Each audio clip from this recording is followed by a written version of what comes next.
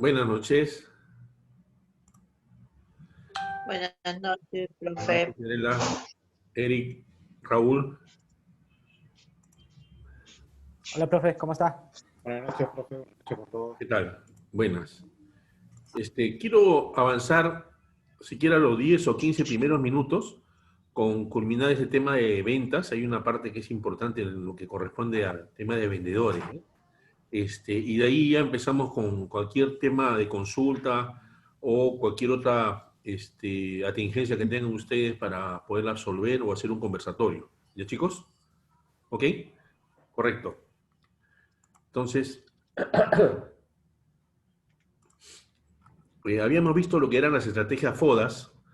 En estrategias FODA es muy importante la honestidad y la objetividad, así como encontrar un mecanismo para validar cómo nos perciben los clientes y prospectos en la realidad, puesto que nuestras fortalezas y debilidades pueden ser distintas a lo que pensamos.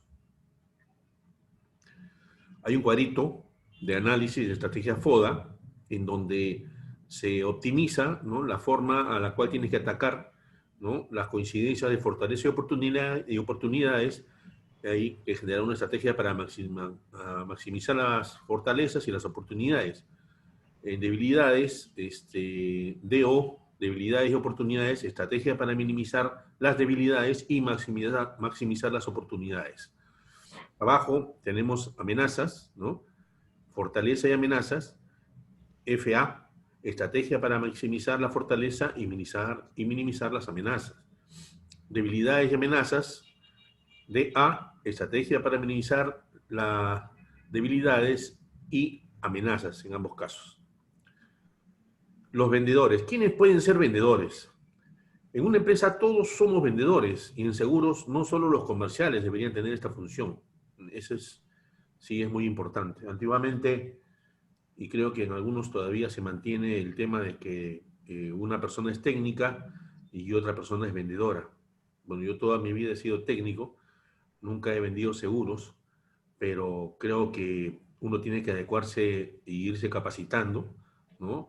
Y entre ellos lo que se puede hacer es capacitar a los operadores, ¿no?, de la central telefónica, las plataformas de atención a los clientes, el personal de seguridad inclusive, los encargados de cobranzas, los que atienden los siniestros y los funcionarios en general.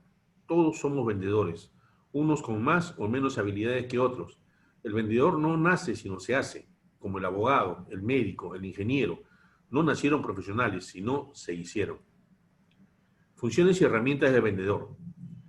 Funciones: conocer el producto a vender, elegir el mercado y segmento en el que se venderá el producto, buscar y seleccionar los prospectos, promocionar el producto, vender soluciones, no características, establecer relaciones de futuro, solicitar referidos, que esa es la parte importante también, ¿no?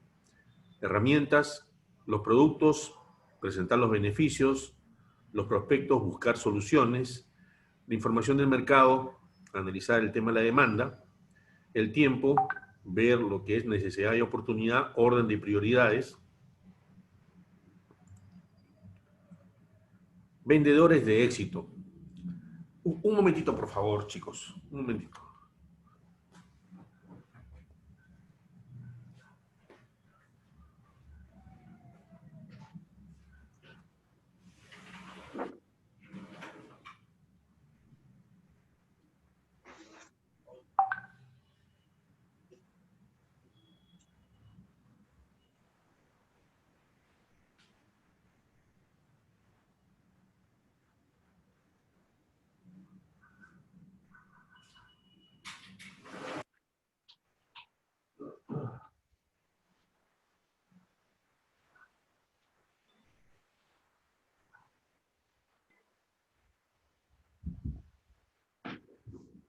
Ok.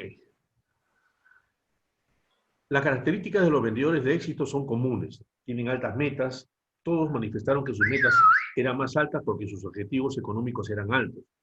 Son muy trabajadores. Trabajan 24 horas al día y 7 días a la semana. Están siempre conectados con el trabajo, buscando clientes potenciales. Siempre están prospectando en todas partes, buscan referidos.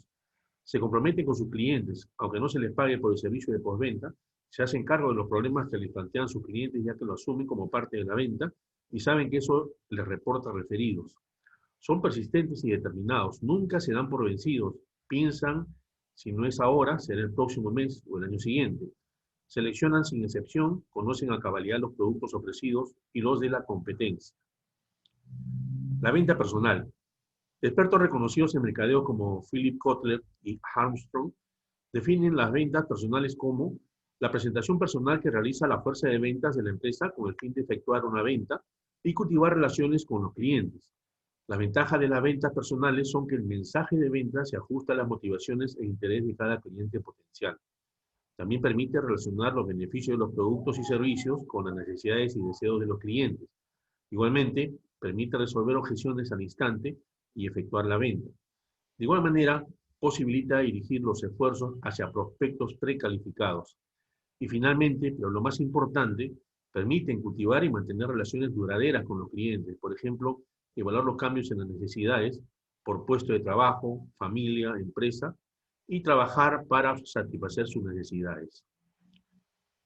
El corredor de seguros. El rol de corredor de seguros va mucho más allá de la venta.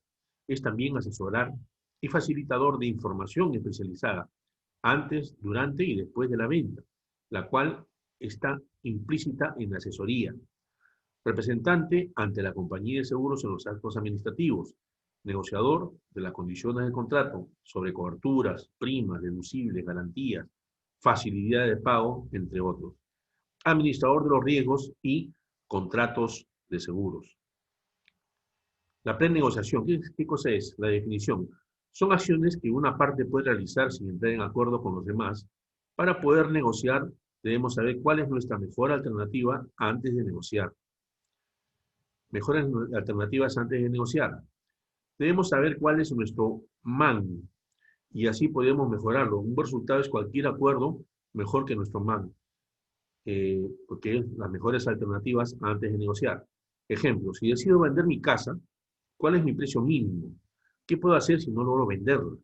¿Mantenerla en venta? ¿Por cuánto tiempo? ¿Debo darle un uso distinto? ¿Alquilarla? ¿Demolerla y construir un edificio? ¿Vender como terreno? La función de la MAN es fijar un tope mínimo, nos protege de acordar algo que luego debemos rechazar. Evita el riesgo de un acuerdo muy bajo o muy alto. Si no se ha pensado acerca de lo que hará, si no se llega a un acuerdo, está en desventaja.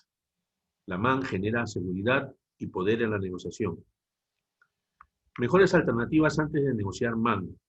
El movimiento hacia arriba o hacia abajo del precio que se acuerda estará en función de dos factores, de la cantidad y calidad de las opciones que lleve o descubra en el intercambio cada parte y de la forma como manejen las concesiones de las opciones que se llevan. Punto de inicio en 50/80G y punto de abandono 60/70 entre paréntesis T. La franja del intercambio estará en el rango de 50/80, los puntos de inicio de cada parte de la franja de acuerdo en el rango de 60/70, los puntos de abandono. Hay una figura donde está la descripción, ¿no?, de la mecánica de intercambio de una negociación cara a cara, ¿no? Es interesante. El vendedor, el comprador, las expectativas que se generan, cómo es el inicio, en qué porcentaje está el abandono, ¿no?, de cada uno. Me gustaría, qué podría obtener, qué tengo que obtener, qué me gustaría obtener. Son las preguntas que se hacen. Concesiones. Son herramientas de negociación que se utilizan para manejar las opciones en base a las concesiones, las cuales vamos otorgando o intercambiando. Se aplican siempre pidiendo o proponiendo algo a cambio. Esto es el otorgamiento de concesiones. Por ejemplo, la disminución del precio de venta de un producto, pagar en efectivo, pagar un mayor porcentaje inicial y o aumentar la cuota inicial. No se recomiendan concesiones en cantidades fijas. Bueno, acá hay una parte que ha tapado esta... Disculpen que esa parte no la entiendo, en verdad. Concesiones. Voy a reportar eso para que lo corrija. El otorgamiento de las concesiones es una condición especial. Debemos transmitirle a B la sensación de excepcionalidad que le estamos dando. Pedirle que no lo comente con nadie, que es algo único, que no estamos en posibilidad de concederle a ninguna otra persona. Sí, pues en verdad a veces nosotros, cuando vamos a comprar un artefacto, los vendedores conocen perfectamente el producto, saben también las comparaciones de cada marca, cada modelo, sus prestaciones. Inclusive el vendedor tiene que ser un poco psicólogo también porque tiene que ir analizando, ¿no? al comprador, inclusive si va solo, si va con su señora. Cuando un vendedor ve a una persona que va a comprar un artefacto eléctrico y va la pareja, siempre el vendedor trata de convencer a la mujer, ¿ya? Porque finalmente es la mujer es la que va a determinar la aceptación de tal o cual producto que está viendo en ese momento. Pero igual, un comprador necesita sentirse importante en ese momento y que de repente quizás está aprovechando en ese momento algún tipo de descuento que le puede ofrecer el vendedor. Obviamente el vendedor tiene que manejar sus márgenes, saber perfectamente cuál es el costo de venta que tiene que ofrecer a los clientes, ¿no? Nosotros sabemos que muchas veces los productos que se venden en los grandes supermercados vienen con un margen ya de utilidad y dependiendo del tipo de cliente, ese margen lo pueden ir reduciendo, pero igual no están dejando de ganar, ¿ya? Entonces a todos nos gusta sentirnos especiales en algún momento, ¿no? Y sobre todo en el momento de comprar, y muchas veces nos dicen, mire, este precio es solamente para usted, no lo voy a comentar, ¿no? O mire que este es el producto que nadie tiene, ¿no? Entonces, igual les pongo un ejemplo, ¿no? El año pasado tuvimos la suerte de comprar un televisor plasma con mi señora, bueno, ella fue el año pasado, mejor dicho, que recién ha salido en el 2019, ¿no? Es uno inteligente, es smart, de 75 pulgadas, y el vendedor, pues, se desdecía con mi señora, le ofrecía, pues, que le iba a dar, le regaló siquiera unos parlantes también adicionales que supuestamente no venían con el producto, y le explicó todas las bondades. En verdad es un televisor que se ve claro, muy nítido, y, y bueno, estamos contentos con la compra que hemos hecho. Nos costó, pero ahora hemos visto los precios y ahora que ha salido ya definitivamente a la venta, están mucho más caros que como lo que nosotros lo compramos, ¿no? Nunca incluya concesiones en su primera presentación. La necesidad de hacer concesiones en su presentación inicial puede estar motivada porque usted empezó en un nivel demasiado alto. Eso es importante también. ¿Qué se debe negociar? Se deben negociar intereses. El término interés proviene del latín interese, importar, y hace referencia a la inclinación del ánimo hacia algo, ya sea a la conveniencia o beneficio en el orden material o moral, sentimientos, creencias, personalidad, preocupaciones, deseos, percepciones, necesidades, esperanzas, temores. ¿Qué se debe negociar? Intereses, sí. El problema básico de una negociación no es el conflicto entre posiciones, sino el conflicto entre las necesidades, deseos, preocupaciones y temores de las partes.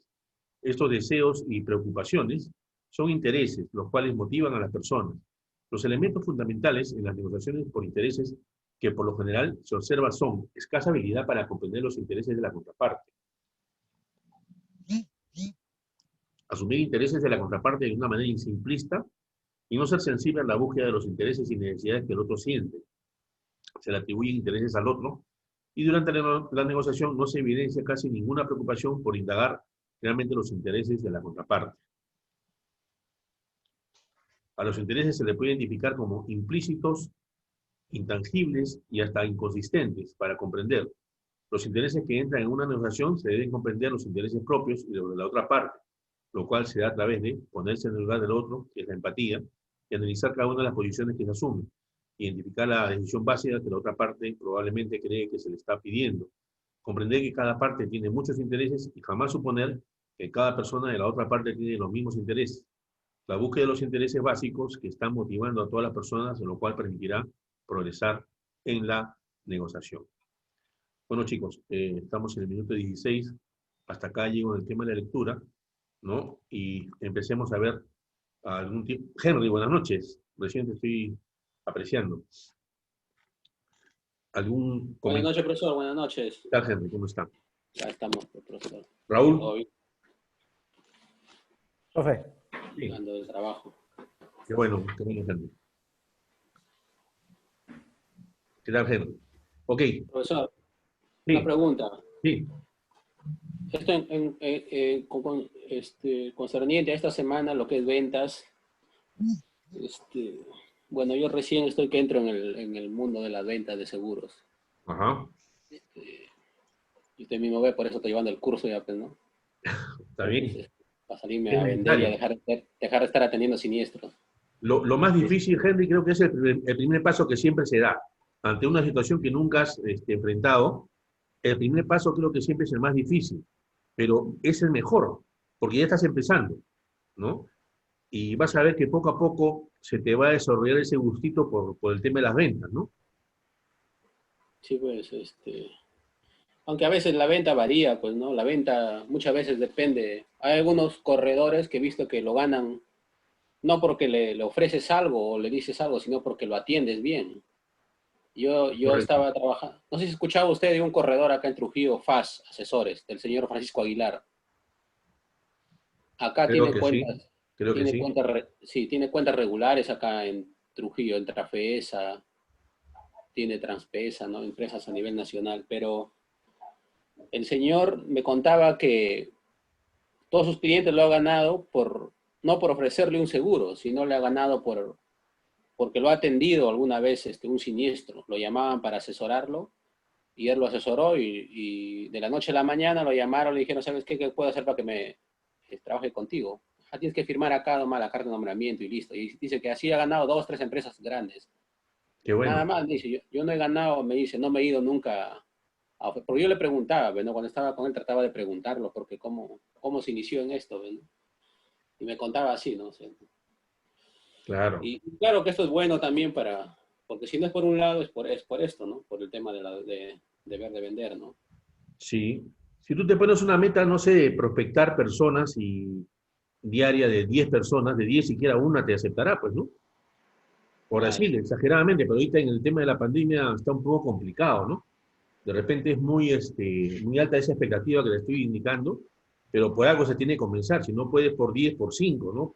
Empieza a llamar, no sé, o manda correos.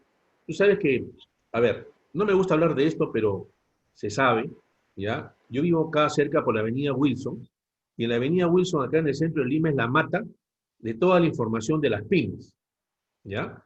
De las empresas, hay todos los clientes que tienen cuentas bancarizadas, esa información que supuestamente debería ser, ¿no? Mantenida en secreto por los bancos, sabe Dios por qué medios estos señores, que son contrabandistas de esa información, la obtienen y uno puede obtener esa información para empezar a prospectar. Tú cruzas información, ¿no? A ver, este señor es el gerente general de esta empresa, ¿no? Pucha, y de repente pues sale que está bancarizado en tal y cual banco, ¿no? Y que por ahí inclusive hasta te dan sus correos y te dan su teléfono, ¿no? Porque toda esa información queda en la base de datos de donde esté él trabajando. Si está bancarizado en el banco, si tiene algún otro tipo de información, inclusive hasta de la misma SUNAT. Entonces, esa es una buena inteligencia. Obviamente que, chicos, yo se lo cuento a ustedes como que en confidencia, ¿no? Porque en verdad eso no está permitido. O sea, los datos se tienen que manejar de la manera más con confidencialidad, porque si no estás cometiendo un delito, ¿no? Estás cometiendo un delito. Pero inclusive también puedes acercarte a las cámaras de comercio, ¿no? Puedes buscar las guías telefónicas, que era antes lo que hacían los antiguos vendedores.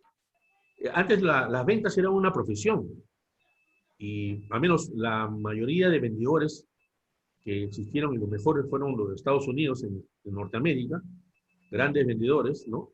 Que hacían la visita y eran romper puertas. Le decían que es donde vas y tocas la puerta y ofreces tu producto. Obviamente, en el día le tiraban 20 portazos, pero de repente por ahí uno caía. Entonces, ese uno tenías tú que saberlo mantener. O sea, hay un tema de mantenimiento de clientes que tienes que efectuar. Y ese tema de mantenimiento de clientes, si tú no solamente lo asesoras bien y le das una buena póliza, en el momento del siniestro, tú tienes que estar ahí como el abogado, ¿no? Y esa atención que tú le das, inclusive, te fideliza más con él. Aunque a veces estamos viendo, y he visto muchas veces, que el tema monetario prima muchas veces, ¿ah? En verdad es eso, ¿ah? Porque pueden serte fieles, pero por ahí apareció, y esa la competencia es así, ¿ah? Muy baja, utiliza argumentos muy bajos y le ofrecen ciertas concesiones, o algunos indican al cliente, parte de mi comisión te voy a dar, ¿no? Para poder lograr la venta. Eso no está permitido. Eso no está permitido, porque es antiético, ¿no? Entonces, Claro. la comisión es de lo cual nosotros vivimos. Es el emolumento que nos valoriza, porque nosotros damos un valor agregado cuando estamos asesorando a un cliente. Nosotros damos ese valor agregado porque nos hemos preocupado en capacitarnos, tenemos la experiencia, ¿no? O si no la tenemos, la vamos a tener, ¿no? Y eso es para aprender, a veces uno se equivoca, por eso es importante que al menos en los temas de siniestros, ¿no? Estemos bien seguros al momento de asesorar a nuestro cliente. Como ya le vuelvo a reiterar, el siniestro es el momento de la verdad. Y muchas veces, si tú le das una información errada al cliente, le estás creando una falsa expectativa, y lo peor que puede hacer es eso, crear una falsa expectativa al cliente. Porque el cliente ya no te va a creer. Y va a empezar a dudar de tus conocimientos. Y va a pensar, ¿con qué corredor o asesor de seguros me he metido, ¿no? Que no sabe.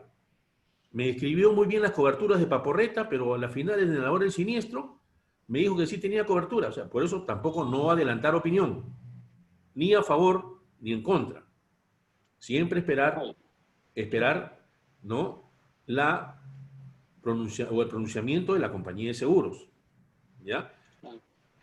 Profesor, Sí. pero disculpe, profesor, pero hay casos que en realidad son graves. O sea, hay casos, por ejemplo, que hay muertes y Sí. esto no es tan, ¿cómo le puedo decir? Tan leve, porque hay siniestros que son... yo acá tenía un siniestro, no le digo, de 19 muertos. Imagínese la responsabilidad que asume el corredor si es que Claro, no lo asesoras bien a tu claro, cliente. claro. Con Eso es lo que 19 estoy muertos diciendo siempre, encima. claro. Así Que es. salió en las noticias todo en Lima, todo acá por Charat se llama ese lugar. Ya. El corredor, pucha, está recontra denunciado. Porque incluso Echarate no me que dices, ¿no? Ese es por la zona de la selva. la sierra de acá, Cusco. la Cusco. Sierra de la Libertad, o Tusco, Allá. Pero ese Echarate, Charat se llama el allá, lugar. Echarate es por el Cusco. Es casi como ceja de selva. No, Otusco.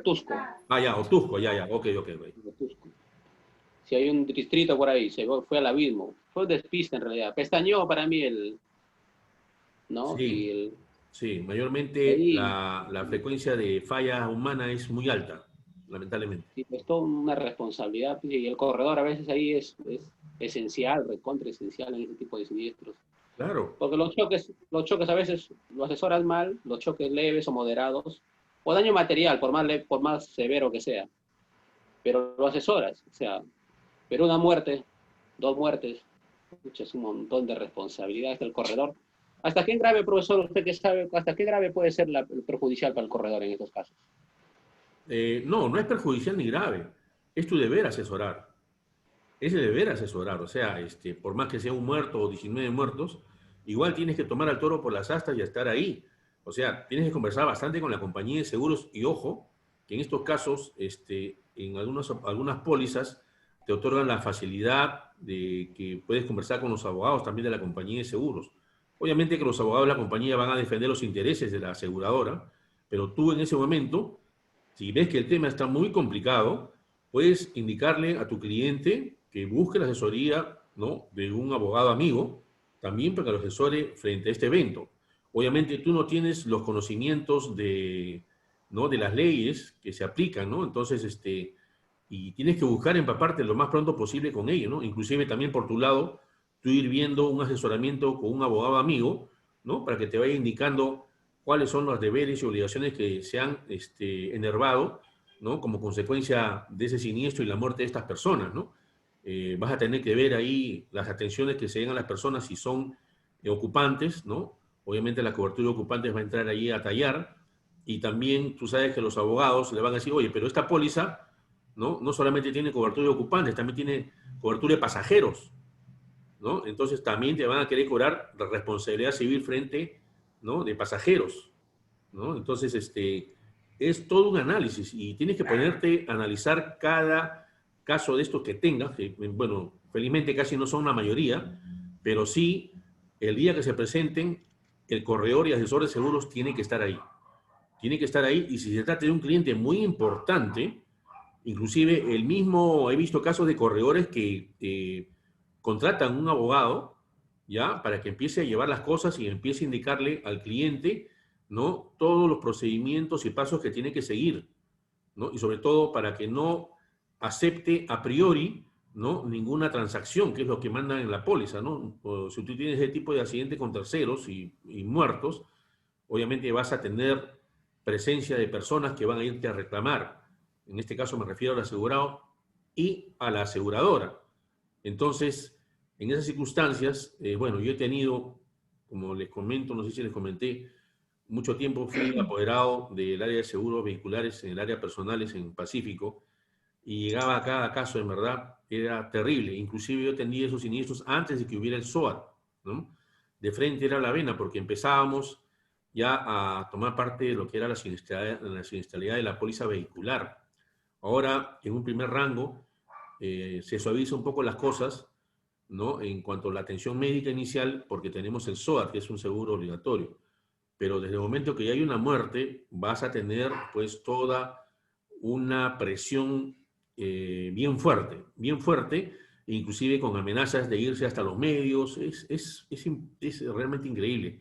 Hay mucha presión en la parte de atención de siniestro. Por eso que tú tienes que indicarle al cliente que esté calme, ¿no? Tú asesorarle, decirle qué documentos tiene que presentar, que no trance con nadie, ¿no? Que no asuma tampoco responsabilidad, porque tú sabes que en un siniestro de muerte pues tiene que haber obviamente una investigación policial. Y en base a la investigación policial, que es la cabeza de proceso, ¿no?, es que tú o la compañía de seguros va a determinar las responsabilidades y va a ver si el siniestro tiene cobertura o no. Ahora, cuando el siniestro no tiene cobertura, ahí también otro problema, ¿no? Porque tienes que explicarle, pues, a veces al cliente qué infracciones se han cometido. Tú tienes que revisar la póliza, contrastar contra el atestado, ver qué cosa está a favor, qué cosa está en contra, analizar los pros y los contras, ¿no?, para poder argumentar. Si tú ves que es un rechazo tibio de la compañía de seguros, porque a veces te lanzan así, en este caso probablemente no tenga cobertura, está bien, pero ya lo terminaron de analizar, no todavía. Bueno, hablemos al final, ¿no?, porque este es un caso importante, ¿no? Ellos no pueden adelantar opinión, o sea, cometería un error, ojo, cometería un error. Raúl, creo que tú querías hacer alguna consulta. Profe, sí, quería hacer una consulta a nivel de responsabilidad, ya sea civil o algún tipo de responsabilidad más allá de la civil del corredor de seguros. No creo que pueda existir, o sea, él como intermediario sí tiene una responsabilidad con el cliente de asesorarlo, tiene una responsabilidad de ir hacia la compañía de seguros para investigar, para dar su punto de vista y ponerlo claro para que se pueda tener un siniestro, pero en caso la cobertura no se active porque la empresa de seguros tiene un sustento completamente fundamentado y obviamente en la lectura de la póliza se puede apreciar también esa conclusión. La responsabilidad del corredor, ¿hasta dónde llega? Porque como estaba comentando Henry, que el corredor creo que lo habían denunciado a Henry, entonces, ¿hasta dónde podría llegar? Porque está bien, o sea, yo no te estoy dando el servicio, yo te estoy dando un servicio de intermediación en el cual te voy a asesorar y yo voy a hacer parte con la compañía de seguros y yo voy a poner todo de mi parte para que la compañía de seguros, si es que tiene que coberturar un siniestro, lo tenga que hacer, pero ¿hasta dónde puede llegar la responsabilidad de que yo como corredor de seguros, digamos, poniéndome en el caso, una empresa que ha contratado conmigo con intermediación, con Positiva, por ejemplo, ¿no? Haya habido un siniestro, se hayan dado todito el siniestro, todo el expediente y efectivamente no cubría lo que ha pasado? ¿Hasta qué punto, por ejemplo, puedo tener yo responsabilidad? Creo que no habría tanta responsabilidad, o si existiera algún tipo de responsabilidad sería si es que han habido omisiones o alguna cosa por el estilo, que sería la RC profesional, entiendo yo que se activaría. Pero una responsabilidad directa para mí como civil o hasta ir a la fiscalía y una penal, creo que no llegaría hasta ese punto, ¿sí? No llega a ese punto. Este, eh, yo no he visto, en todo mi tiempo de trabajo, que a un corredor de seguros se le haya denunciado. Ya sé que hay corredores de seguros que han cometido a veces negligencias o olvidos, ¿no? Por ejemplo, les doy un caso de un asegurado cuyo corredor le vendió una póliza de ramos técnicos, estaba asegurando creo un payloader, ¿no? Él se había comprado ese payloader, tenía varias maquinarias, y empezó a trabajar en la zona esta de Terruca, entre la ceja y selva, ¿no? Ceja de selva, de sierra y selva, y le había pedido, obviamente, el riesgo de terrorismo, ¿ya? ¿Qué pasó? Lamentablemente, pues hubo ataque terrorista, se volaron una serie de maquinarias, él era contratista, ¿no? Y también volaron su payloader, lo incendiaron completamente, lo volaron. Y el cliente se acordaba que le había pedido al corredor de seguros el riesgo político, ¿no? El riesgo de terrorismo. Pero lamentablemente cuando recibe la póliza, parece que el digitador de la compañía de seguros, porque ahora todo se digita y todo se marca, no marcó esa cobertura, ¿ya? Entonces ahí vino el problema, porque el cliente le demostró, mira, acá está mi carta en la cual te estoy pidiendo la emisión de la póliza y acá está la cobertura de terrorismo que te estoy pidiendo. Tú también la has trasladado a la compañía de seguros. La compañía de seguros te ha mandado la póliza. Tú no la has revisado. Porque yo como cliente yo no tengo que revisarlo. Obviamente sí, pero tú no le puedes decir eso al cliente porque para eso tú eres su asesor y corredor de seguros. Tú tienes que revisar la póliza. De la A a la Z, del 1 al 1000 o hasta el número que fuera. O sea, revisar todos los documentos. Porque el día que tengas un tema legal, los jueces son bien exquisitos, ¿ah? Y si en vez de dice una letra o un número que cambió, ese documento no sirve.